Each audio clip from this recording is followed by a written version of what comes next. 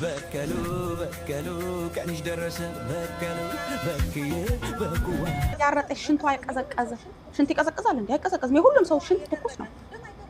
ደሟ የደረቀ ደም አይደርቅም። ምንድነው ላንቺ ያንን እንድታደርጊ ያነሳሳሽ ምንድነው?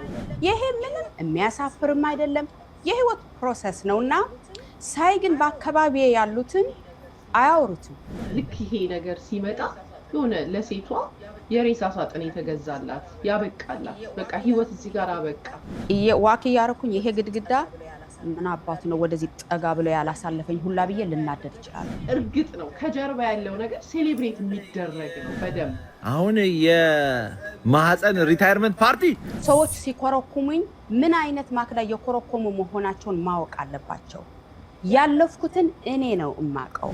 ህይወት የሚጀምረው ከጡረታ በኋላ ነው ብለው ነው የሚያምኑት። በጣም እና በጣም ሚስጥር ንገሪን። እርሊ ጡረታ ዘፈን ለራሴም ዘፍንላታለሁ ለራሴ ዘፍንላታለሁ። ሞናሊዛዬ ነሽ ብዬ ለራሴ እንደዚህ ያልኩ ዘፍንላታለሁ። ዋይ ናት?